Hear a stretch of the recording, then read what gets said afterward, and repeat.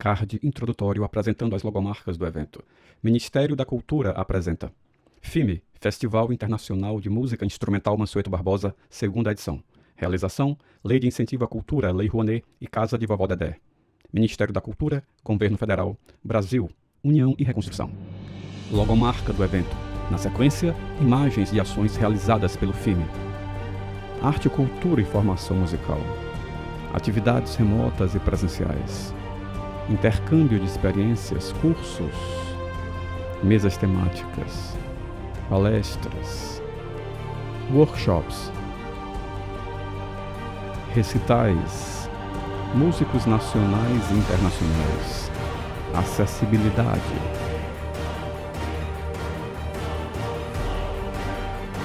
diversos olhares, linguagens e estilos, uma celebração à arte e ao conhecimento musical. O FIME promove ainda a 10ª edição do concurso Jovens Talentos, um tributo à dedicação e ao talento de jovens músicos de todo o Brasil, simulando a performance musical, premiando 10 jovens músicos do país. FIME, Festival Internacional de Música Instrumental Mansueto Barbosa. Lei de Incentivo à Cultura, Lei Rouanet. Patrocínio Master, Grendene, Unipac, Semitomo Chemical, Lunelli. Patrocínio, Cozampa, Aco, Termaco, Asfaltos Nordeste, Ibite, Varejão da Sucata. Parceiros, BG Soluções Sociais, Fix Turismo, VSM Comunicação. Realização, Casa de Vovó Dedé, Ministério da Cultura, Governo Federal, Brasil, União e Reconstrução. Olá, gente. Bom dia, boa tarde, boa noite. A gente passou pelo módulo de equalização. Janela de abertura apresentando as informações do curso. Nas bordas da tela, contornando o vídeo, uma marca d'água com o logo do FIME em azul e vermelho. Na parte superior, em fundo azul, o logo do FIME, o título do curso, Introdução à Mixagem e Masterização, o nome do professor, Jean Nandes, e o logo da Casa de Vovó Dedé. O professor Jean Nandes é um homem moreno com cabelos curtos pretos. Ele usa uma camisa marrom e está sentado por trás de uma mesa. Em cima da mesa, ao lado esquerdo do professor, há um monitor de computador e à sua frente um teclado e um mouse. E agora a gente vai começar o módulo de compressores, que é a segunda ferramenta que a gente vai usar para dominar o nosso áudio, né? Para compatibilizar a nossa mixagem. Bom, gente, o que são os compressores, né? Por que eles nascem no áudio? Quais são as suas funções? Quando você captura um áudio de uma música ou qualquer, essa música não necessariamente ela vai ter o mesmo volume no seu tempo de reprodução completa. Pode ser que essa música em algum momento ela esteja mais calma, mais suave. Aí quando chega em um determinado momento da música, como um refrão, por exemplo, essa música fica com mais volume, se toca mais forte, né? Aí depois ela fica mais branda de novo, né? Pode ser que a pessoa que esteja tocando, ela não tenha muito controle da força que ela está tocando, então ela começa tocando baixo, mas em algum momento ela fica mais empolgada, ela começa a tocar mais forte. E tudo isso gera diferença de dinâmica, né? Em um momento fica mais baixo, em um momento fica mais alto. Em um momento fica mais baixo e fica essa alternância de volumes.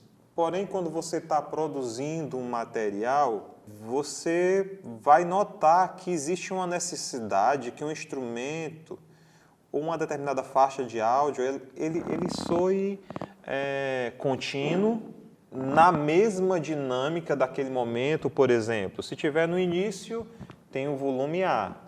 Então, o volume A, até chegar ao refrão, tem que ser o mesmo volume. Não, na parte baixa vai ser mais baixo, mas vai ser mais baixo o tempo todo. Não vai ser baixo, um pouco mais baixo, sumindo.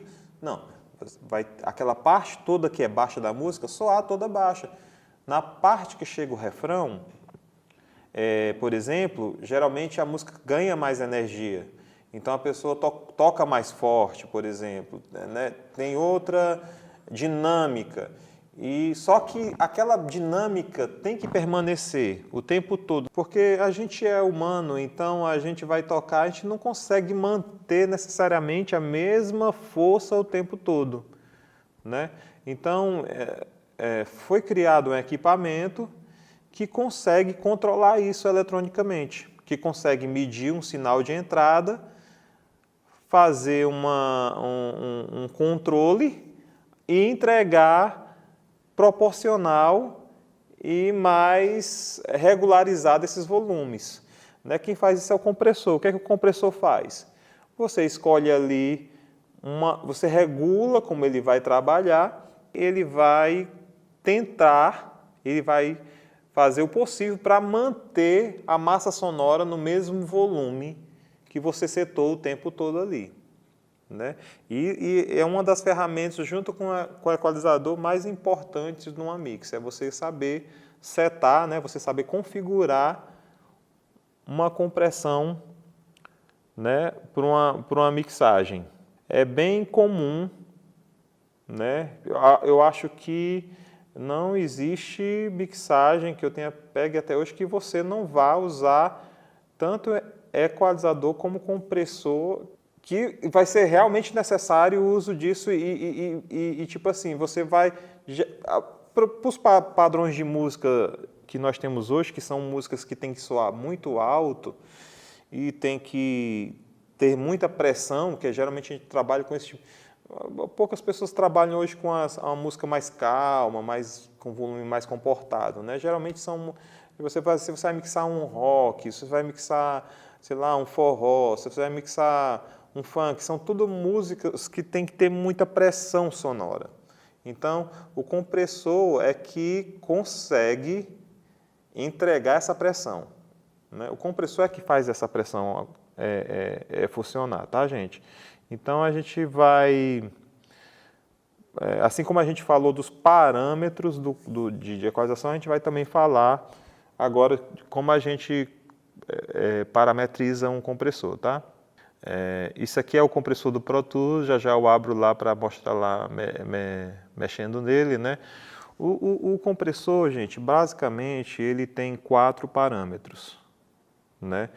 Se você souber mexer nesses 4 parâmetros, é o que precisa. É claro que cada fabricante, né, tem a sua peculiaridade, coloca ali uma funçãozinha ali a mais, tal, né? Mas eu vou falar só sobre os principais parâmetros. Os outros a gente tem que ler baseado no equipamento que a gente escolhe para mexer. Mais uma vez, os compressores que a gente mexe num programa, por exemplo, são, na maioria das vezes, simulações de equipamentos reais, né? Então, aqui, ó, os parâmetros de compressores é o seguinte, é o ataque, a razão, né, que é o ratio ali, release, threshold. São os principais parâmetros para você controlar uma compressão. Antes de entrar nesses parâmetros, eu queria falar um pouco, não está no conteúdo que eu programei, mas eu queria falar um pouco sobre uma coisa que é importante, que anda junto com essa questão da compressão, que é envelopamento de som, tá, gente? É envelopamento ADSR. É desse jeito que vocês vão achar na internet, tá? Se vocês quiserem procurar para saber mais sobre isso. O que é que acontece? A galera percebeu, né, a galera que estuda e que parametriza som, que estuda pesquisadores, que os sons, né, e eu estou falando em relação ao som que a gente grava, vamos voltar esse assunto para a nossa área, né, para os nossos estúdios. Isso aqui, vamos supor que esse som que vocês estejam vendo aí seja um bumbo da bateria, né? O bumbo toca aqui, o que é que acontece? Você tem a representação gráfica dele aí no tempo, né, da onda sonora. Quando o som toca, vocês veem que tem um tempo, ó, que ele sai do zero e chega no máximo, certo, dele. Esse tempo, a gente chama esse tempo, tempo de ataque do som. E, dependendo do instrumento, esse tempo de ataque ele é diferenciado. Por exemplo, no bumbo, esse ataque é rápido. Num trompete, leva mais tempo. Quando um trompetista toca uma nota, leva mais tempo do som sair do repouso absoluto para ponto mais alto desse som. Aqui, ó, o bumbo leva um tempo, em milissegundos, no trompete levaria outro, no piano é outro. Então, cada instrumento tem um tempo de ataque diferente, né? De o som sair do seu repouso absoluto para o ponto mais alto. Depois que o som chega no seu mais alto, ele decai. E ele decai, gente, ó, ele decai numa certa proporção. Certo? Né? Então, ele primeiro chega no ponto mais alto. Se você pegar o envelopamento de um piano, por exemplo, eu não tenho aqui, eu acho. Vou pegar se eu tenho outro tipo de envelopamento aqui. Tenho não, aqui não. Mas é só você ver na internet envelopamento ADSR. ADSR. Certo? O que é que acontece? Então, o som ele sai do repouso, quando toca uma nota, por exemplo, no piano, ou no trompete, ou no bumbo, ou no violão. Ele sai do repouso e ele leva um tempo para chegar no seu ponto mais alto. Depois ele dá uma decaída. Esse tempo, uma decaída pouca.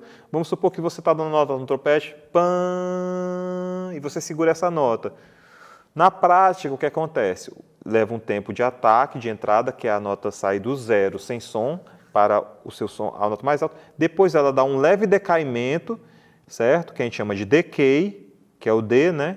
Depois ela tem uma sustentação, que é isso aqui, ó. Isso aqui é uma sustentação, ó. Daqui até aqui, ó. Você pode ver que a nota sustenta, ó. Apesar dela estar decaindo, mas ela decai na proporção, mas ela não acaba. E depois a gente chama isso aqui, ó, esse rabicho aqui que o som vai morrendo, de release. Tá? É a hora que o som começa a cessar de fato, certo? E a galera percebeu que todos os instrumentos têm esse envelopamento, o desenho dele gráfico é diferenciado. Então, a gente vai aprender por que eu quis falar do envelopamento? Porque o compressor controla justamente o envelopamento de um som, né? Tem os parâmetros de um compressor, são todos eles para controlar. Tem um parâmetro para controlar o ataque, o decaimento, o release, entendeu? Então, tem os parâmetros, são os parâmetros de compressor que fazem esse controle, tá? O primeiro parâmetro que a gente vai falar sobre ele é o threshold aí, certo? O que é o threshold faz? Quando você mexe no threshold, aqui, o threshold aqui, ó. Vou mostrar ele aqui. Tá aqui, gente, ó, esse amarelo aqui, tá? O threshold, você seta, você configura a partir de quantos dBs o compressor vai atuar, entendeu? Você vai dizer assim, não, eu quero que quando o áudio chegar a X dB, 20 dB, 60 dB, não sei, qual a sua necessidade. Vai depender do volume que foi capturado, tá? Isso. Por isso que tem o threshold, porque, por exemplo, se for um áudio que tivesse sido gravado muito alto, aí você vai... Você não vai ser tão agressivo com o threshold, mas se for um áudio que ser gravado muito baixo, você vai ser mais agressivo. Então, aqui, ó, o que é que você está dizendo aqui? Que a partir desse ponto, o compressor vai começar a agir. A partir desse ponto. Então, o threshold, por si só, se você soltar só, ele não faz nada. Ele só diz, ó, estou aqui em 60 dB. Toda a vida o que é que o threshold diz para o compressor? Deu 60 dB. Ele só fala isso, ele avisa que chegou ali no ponto que você setou, entendeu? É o ponto que vai ser o áudio que, passar dali, vai sofrer alguma mudança. E essa mudança é feita por outros parâmetros, tá?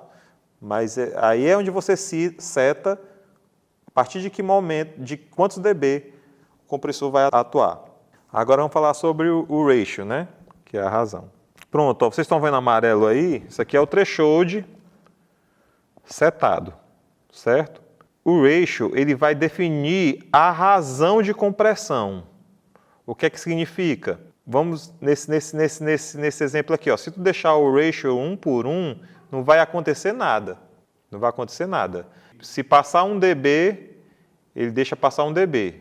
Mas na razão 2 por 1, ele já divide, ó, que é nesse aqui violeta, ó. O que é que acontece? 2 por 1, ele divide o áudio que passou no meio. Ele corta esse restante, não passa, e ele achata e deixa passar só 1. Se passar 2, ele só deixa passar 1. Se do ponto, tipo, está em 60, aqui, vou supor que aqui está setado em tantos dB. O que passar de dB, se passar 20 dB daqui, do ponto que foi setado, ele vai cortar 10 dB, na razão 2 por 1. Ele só vai deixar passar, ele vai comprimir, ele vai amassar esse som, ele vai destruir essa compressão. Inclusive, ela é compressão, existe compressão destrutiva e compressão que não é destrutiva, né? Por exemplo, a compressão do MP3 ela é destrutiva. Quando você comprime para MP3 um áudio, você perde o áudio que foi comprimido. Mas a compressão, por exemplo, do WinRAR, quando você comprime um arquivo, ela não é destrutiva.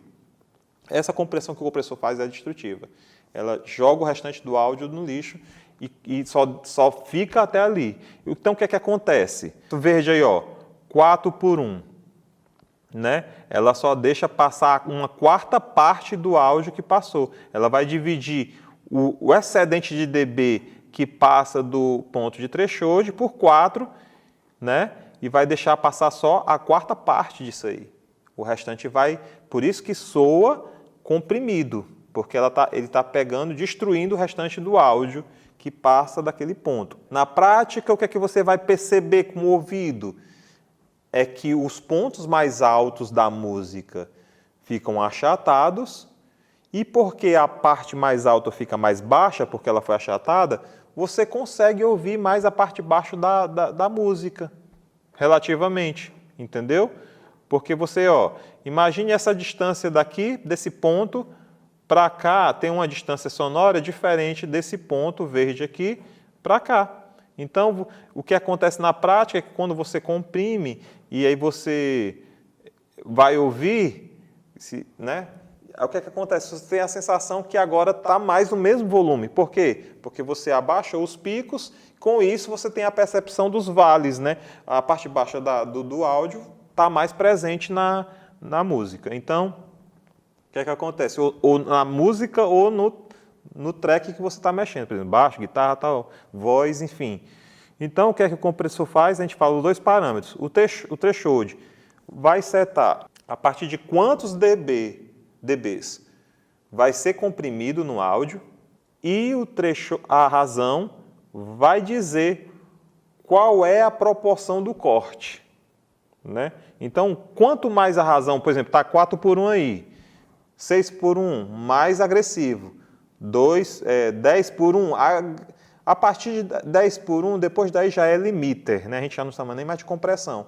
Compressão até 10, 8, 10, numa necessidade muito forte de compressão, a gente chama de compressão, mas a partir de 10 já é uma compressão muito, muito...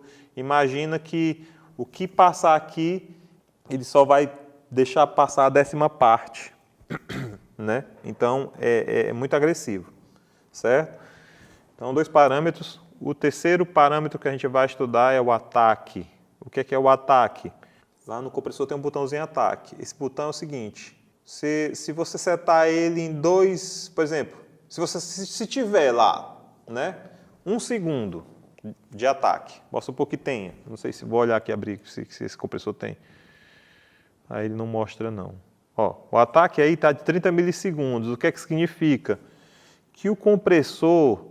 Quando o áudio toca, pá, o compressor conta 30 milissegundos e liga, e começa a comprimir. Então, o ataque, ele define quanto tempo o compressor vai passar desligado até ele começar a agir. Então, ó, vamos supor que nesse áudio aqui, tocou aqui, vamos supor que daqui para cá para o final, vamos supor que tem 1 segundo de áudio. 1 segundo. Então, o que é que acontece? Tocou, ali está 30 milissegundos. O compressor só vai ligar, começar a agir no áudio depois de 30 milissegundos. Aí ele liga, aí ele começa a comprimir. O release, 60 milissegundos depois, esse compressor vai desligar. Então, são dois parâmetros muito importantes. O ataque vai definir, vai setar.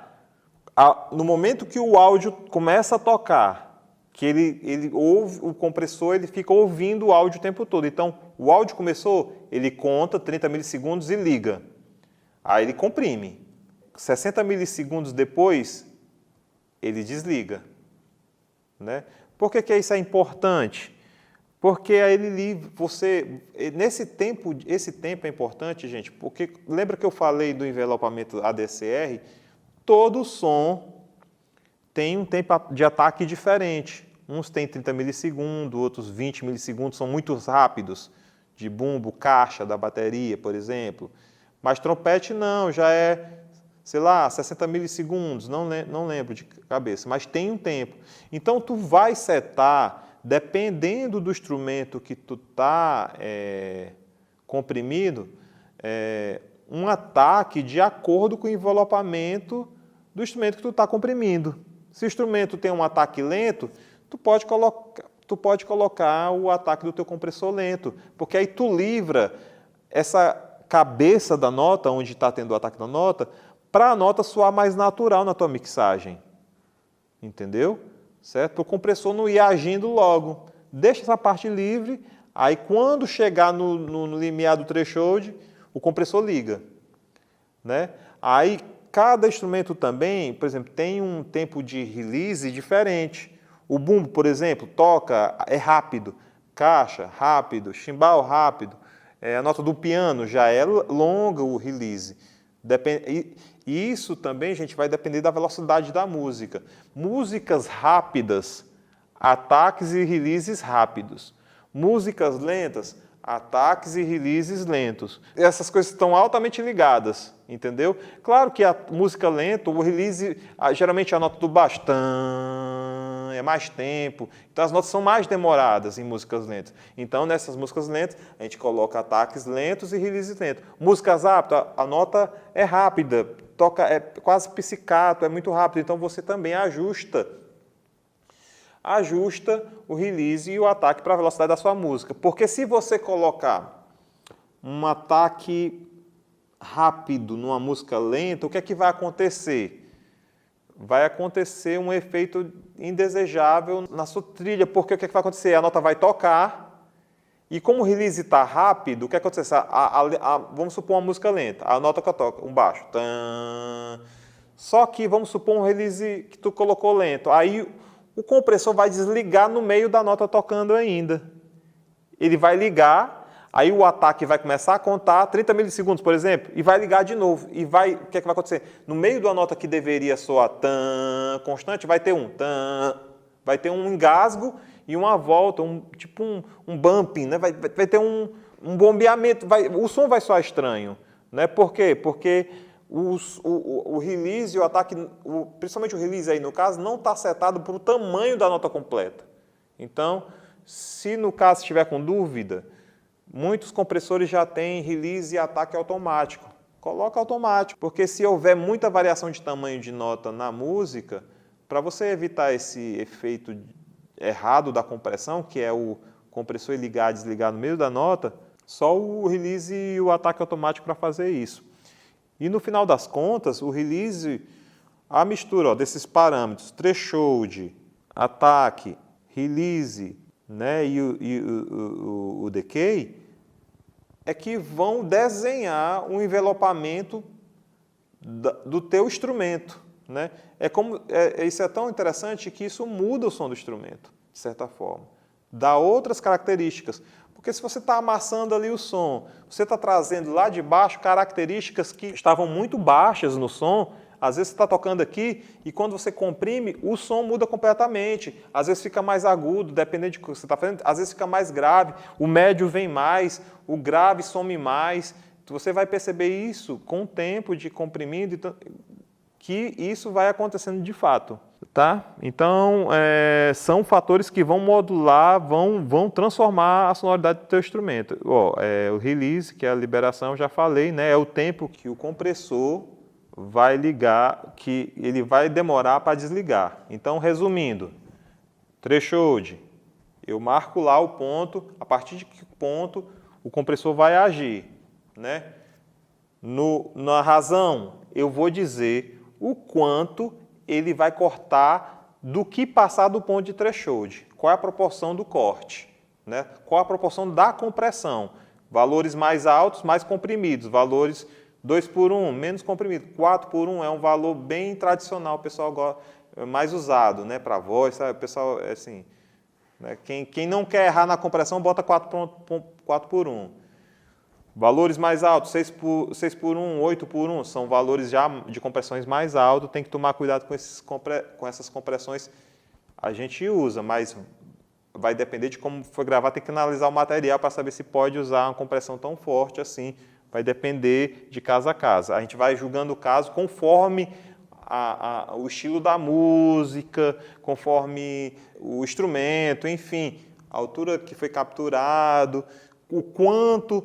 Às vezes o instrumentista que é mais experiente já gravou ali, o baixo já gravou tudo no mesmo volume, sem muita variação. O cara é bom gravando, já tem muito controle nos dedos. Aí vai ser suave você setar o compressor para funcionar direito. Já um instrumentista que não tem tanto tempo de estúdio, que está gravando ali as primeiras vezes, é natural que exista muita diferença de som entre notas, uma nota mais baixa, mais alta, enfim. E o compressor aí vai sofrer mais para você poder comprimir isso e deixar isso funcionando legal. Geralmente você precisa dar uma editada antes de comprimir.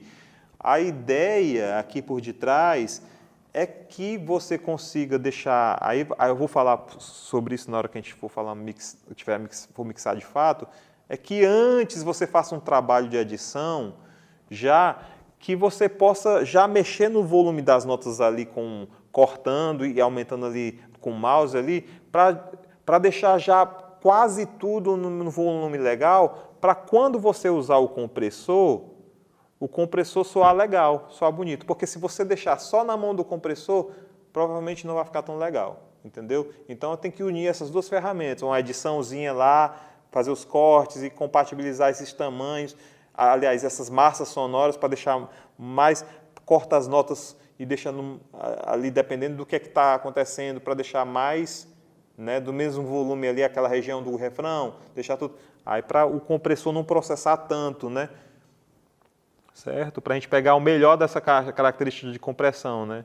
Porque de repente se tem um áudio que varia muito e o compressor precisa processar muito, talvez isso vá prejudicar o som do instrumento, porque tem horas que ele vai soar muito comprimido e tem horas que ele vai soar pouco comprimido, isso vai gerar um desequilíbrio na mixagem. Tem um parâmetro aqui, gente, que tem esse quadrador, tá vendo aqui, ó, Ni, joelho, né? Aqui, ó, Ni, né? Quando não tem esse parâmetro, é porque dentro já foi setado como é que vai fazer. Ó. O que é que ele está mostrando aqui? Ó?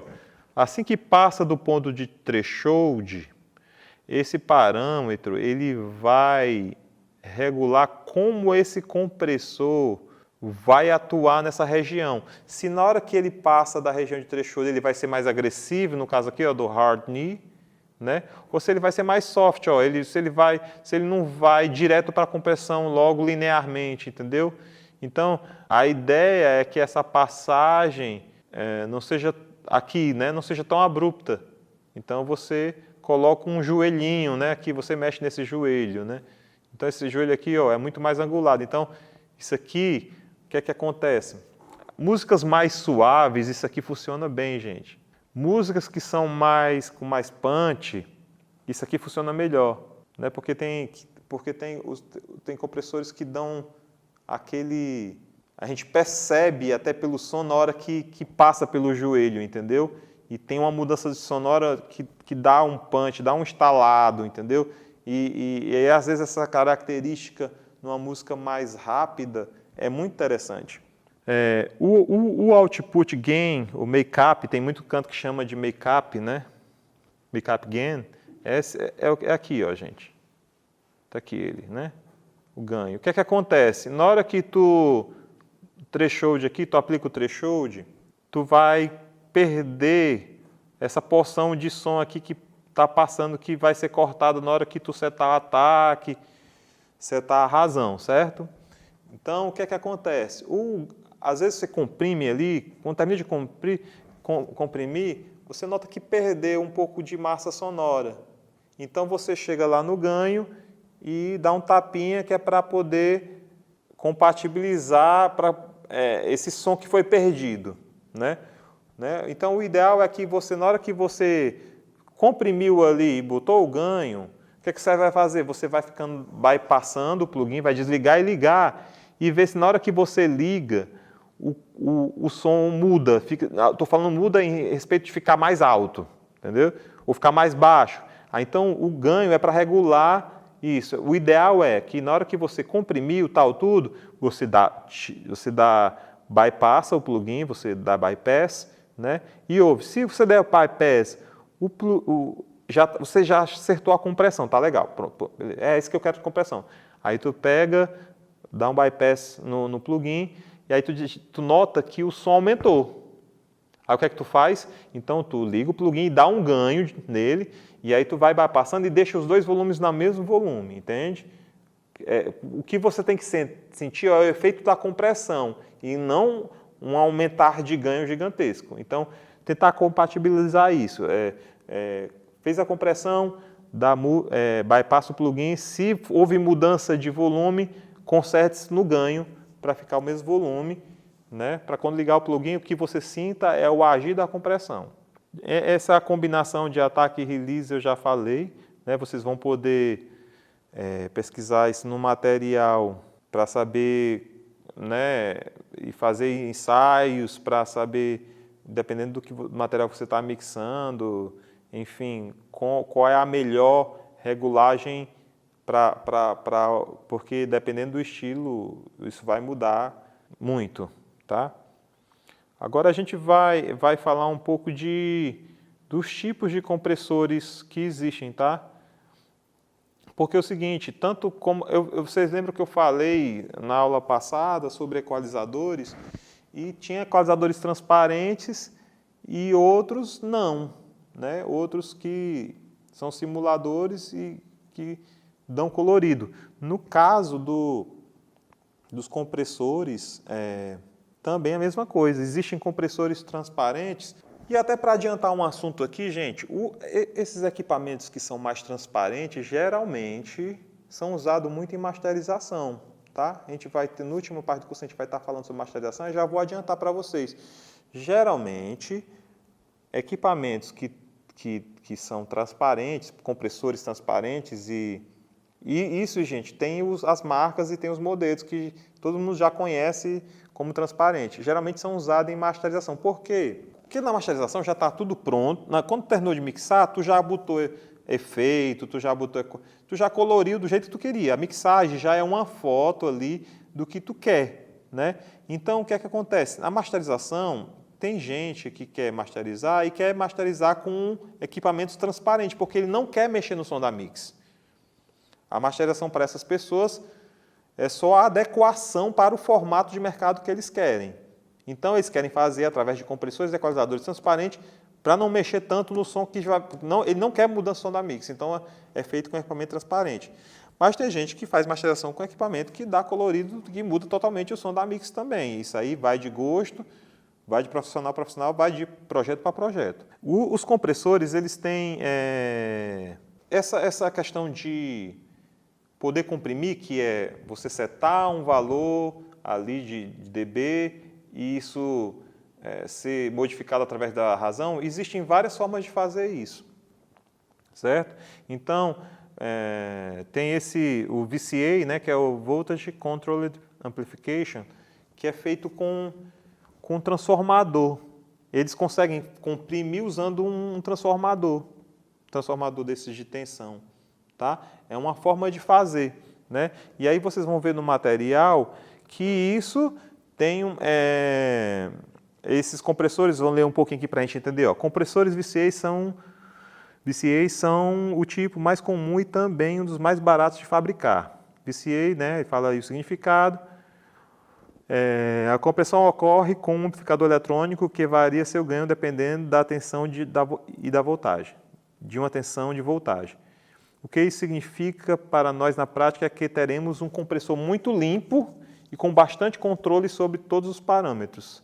Nesse tipo de compressor, costumamos ter controle de ataque, release, ratio, threshold, makeup, gain e mais, né? Quanto à sua sonoridade, o compressor VCA não costuma proporcionar nenhuma característica muito analógica, de distorção ou saturação de som. Quer dizer, não tem coloração, né? Mas isso pode ser feito por outros componentes do circuito, então esse efeito pode existir dependendo do compressor, né? Esse aqui é um exemplo de um compressor muito famoso, que é VCA, ele vem na SSL, na mesa SSL, é muito famoso. Eu adoro o som desse compressor na masterização. Eu uso ele para masterizar.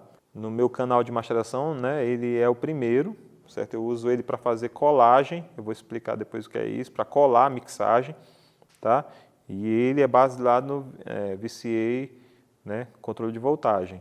Tá aí outro exemplo da Foxrite, tá? Isso aí são equipamentos reais, tá? Mas existem os plugins desses materiais, né? Esse aqui a Waves fabrica, né? Tem. Mas são equipamentos reais.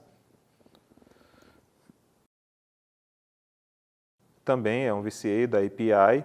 Também adoro apesar desse compressor ser para, de certa forma, um bus compression. O que é bus compression, gente? É para, por exemplo, você não mixa uma coisa só com ele. Não necessariamente que ele não possa mixar uma coisa só.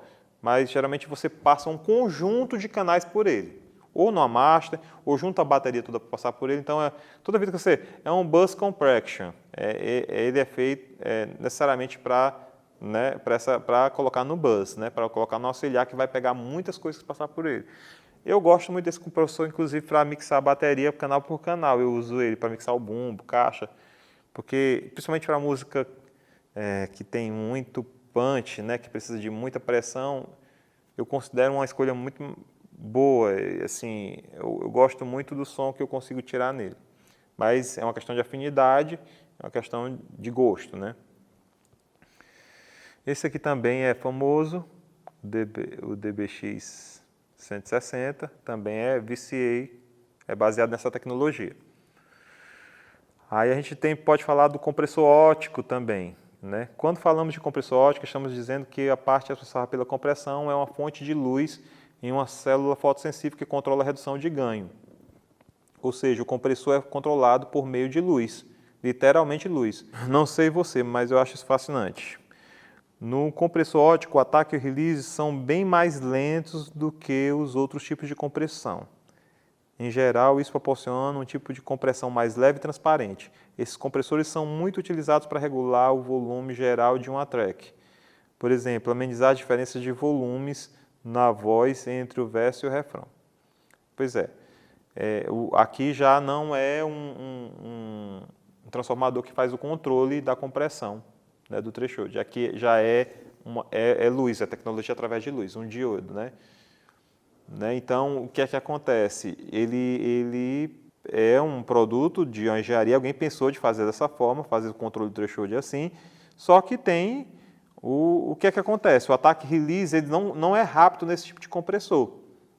Então, ele vai ter outras características sonoras. Então, você tem o compressor VCA, que vai entregar a sonoridade X, vai ter o compressor óptico, e isso que é importante você entender, ler sobre isso. Não é necessariamente entender a tecnologia envolvida nisso, mas é entender como o compressor reage com uma voz, aliás, com um material de áudio. Então, o óptico ele vai proporcionar sonoridade diferente do compressor VCA.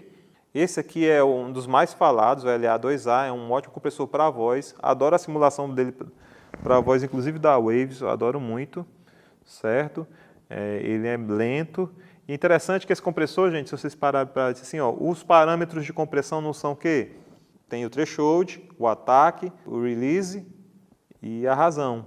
E aqui você não vê nenhum desses parâmetros. É um compressor aí, mas não tem nenhum desses parâmetros. É só o ganho e o peak reduction, né? O que é que acontece, gente? Esse compressor ele é todo presetado dentro de fábrica já. O ataque é dentro, o release é dentro já. Você só tem controle do ganho aí, ó. Na hora que você coloca ganho e o peak reduction é meio que um threshold.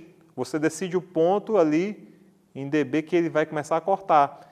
E o ganho, você ali, o que é que acontece? Na hora que tu dá o ganho, o sinal passa por dentro do equipamento, né, e chega e se tiver no ponto de corte do pico ali, começa a comprimir. Interessante esses equipamentos que têm ganho nesse formato aí, o que eu percebo que a ideia é que esses equipamentos têm a tendência a colorir mais as coisas, a mudar mais o som das coisas, entendeu? Então, o LA2A é muito usado para muitas aplicações. Assim, se você vê em qualquer estúdio, no rack de equipamentos vai ter o LA2A, porque ele tem uma sonoridade muito conhecida e agrega muito quando você aplica certas coisas. É interessante que a gente tem a tendência, eu digo isso quando eu comecei a mixar, fazer trabalhos de áudio no geral, quando eu pegava um equipamento desse que eu gostava do som, um plugin e tal, eu queria colocar em todos os canais. Mas não caiam nessa tentação, tá? Existe coloridos diferentes de equipamento justamente para que você possa trazer mais complexidade ao teu som que está sendo mixado. Então, eu encorajo a você a usar vários equipamentos que colorem trilhas diferentemente, porque aí tu vai ter uma tela muito mais complexa no final. Se tu colocar o LA2A em todos os canais, ele vai colocar a mesma ele vai colorir do mesmo jeito, então vai deixar a tua mixagem um pouco unidimensional, tá? Então eu aconselho você estudar vários equipamentos que colorem diferente. Tá aqui, esse aqui é o da Tubitech, muito conhecido também. Também é um compressor óptico. É um irmão desse aqui, vamos dizer assim, em termos de sonoridade. Aí a gente tem o FET, né, que é o Field Effect Transistor. Esses são mais comuns. E esses mais comuns no sentido de que eles são muito usados. Eu vejo muito maior quantidade sendo usado. Eles são compressores rápidos porque ele é baseado no transistor, e o transistor é muito rápido. Então, são compressores que são capazes de trabalhar em velocidade de ataque muito altas. Um exemplo deles aqui, o mais conhecido, de cada eu trouxe os mais conhecidos.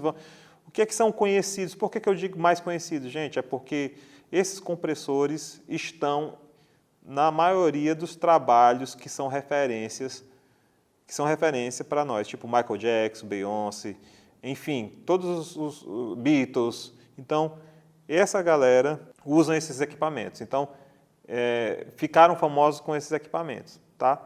Então, tem simulação dele também. Tá? Então, é um compressor que tem velocidade de ataque e release mais rápido.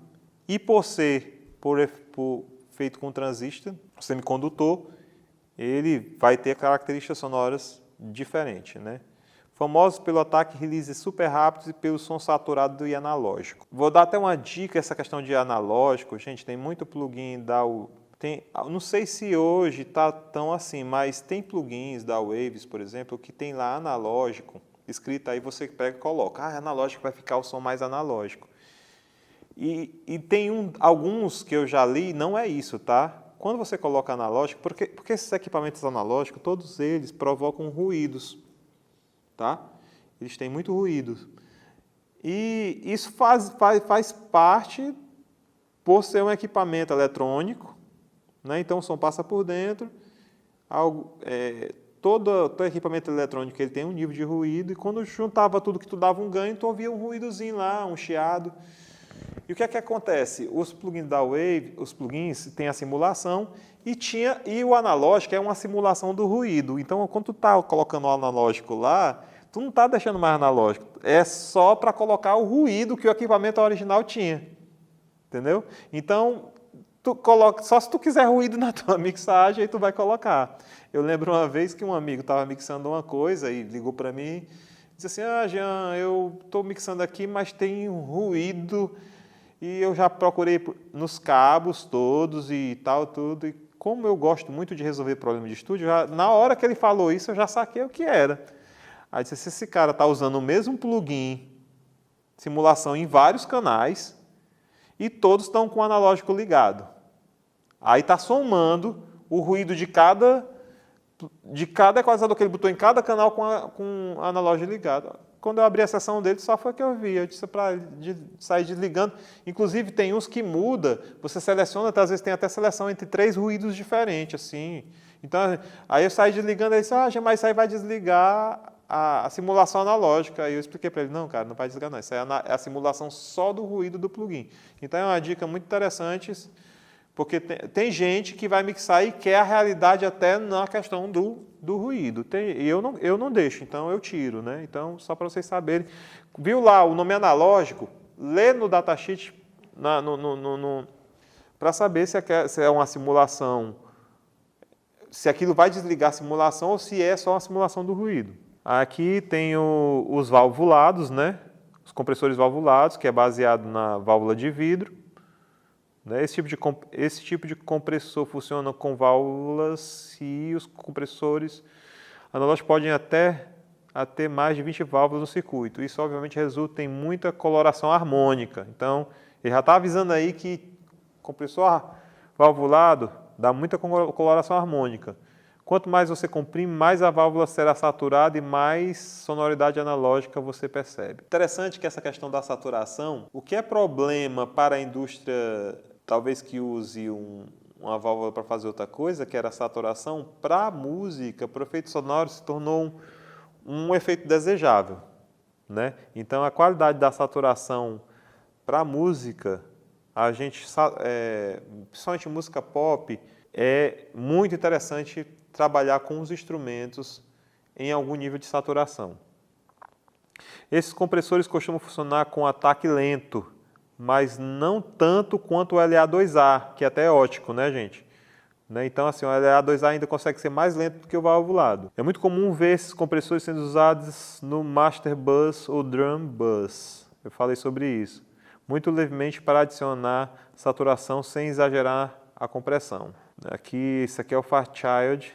Isso aqui foi muito usado pelos Beatles. Tá? Tem simulação dele também na Waves. Certo?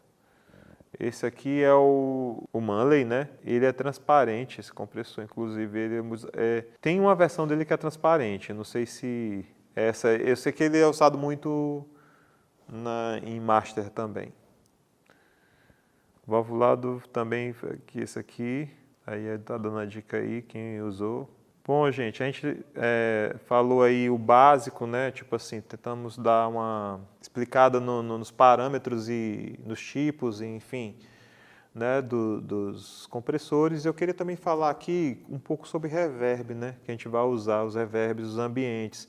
Né? O reverb, ele vai ajudar na nossa mix a dar espacialidade, né? Colocar a nossa mix em um lugar. Afinal, quando você pensa música, ela vai estar ambientada em um contexto, seja numa sala, num ginásio, numa livraria, sei lá, vai estar num ambiente.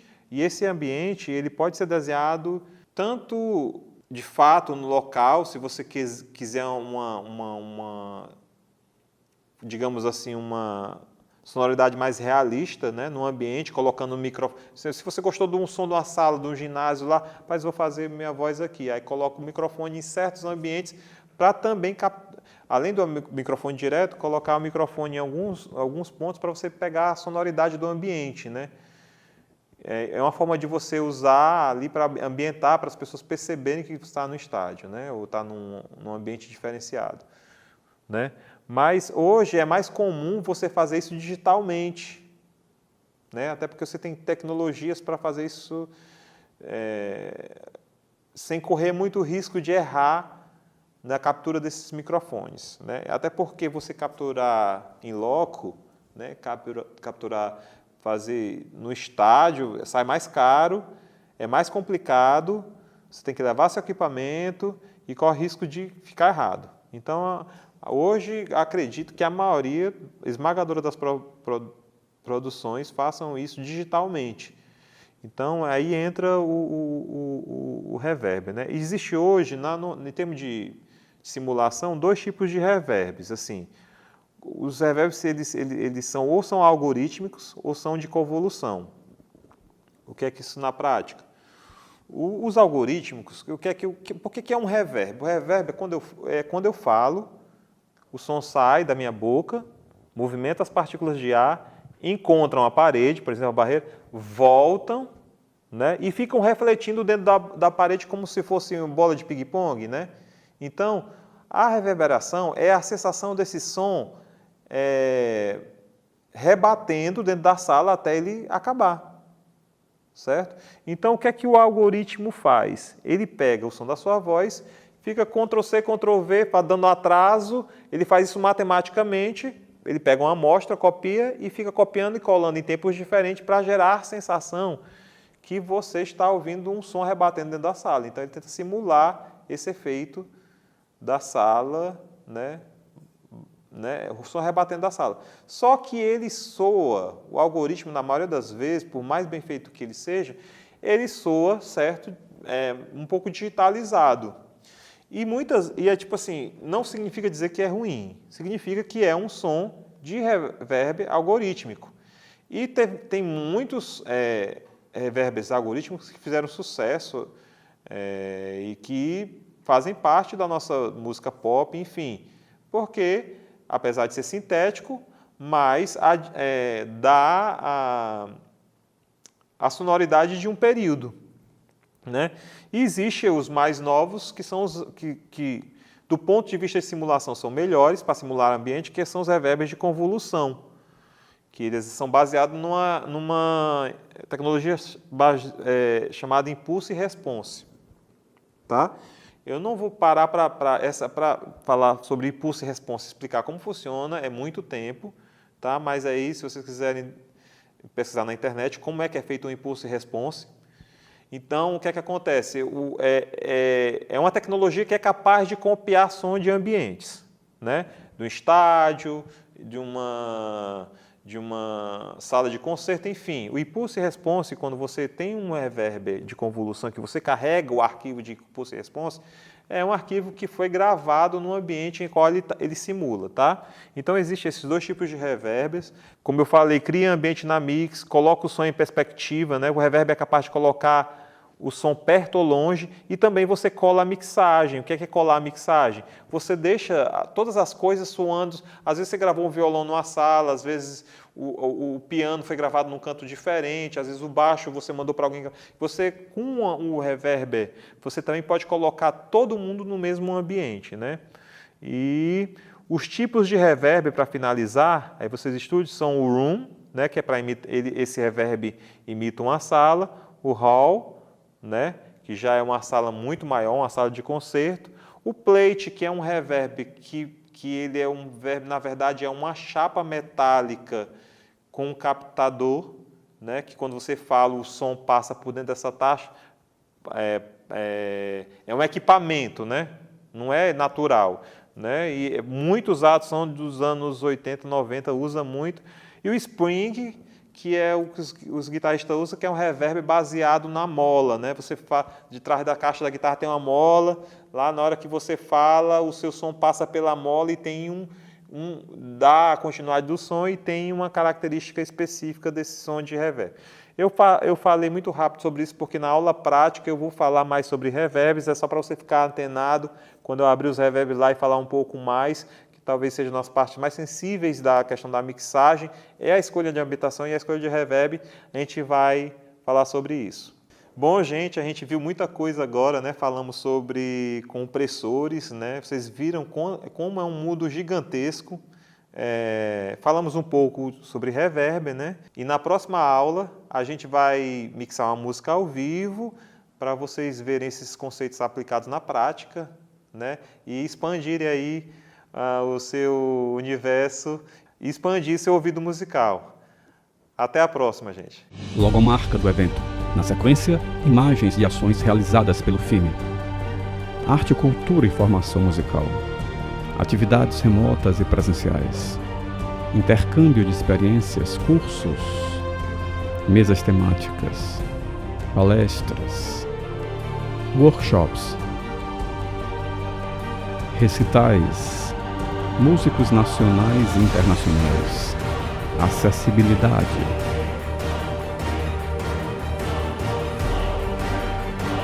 Diversos olhares, linguagens e estilos. Uma celebração à arte e ao conhecimento musical. O filme promove ainda a 10ª edição do concurso Jovens Talentos, um tributo à dedicação e ao talento de jovens músicos de todo o Brasil, simulando a performance musical, premiando 10 jovens músicos do país. FIME, Festival Internacional de Música Instrumental Mansueto Barbosa. Lei de Incentivo à Cultura, Lei Rouanet. Patrocínio Master, Grendene, Unipac, Semitomo Chemical, Lunelli. Patrocínio, Cozampa, Aco, Termaco, Asfaltos Nordeste, Ibite, Varejão da Sucata. Parceiros, BG Soluções Sociais, Fix Turismo, VSM Comunicação. Realização, Casa de Vovó Dedé, Ministério da Cultura, Governo Federal, Brasil, União e Reconstrução.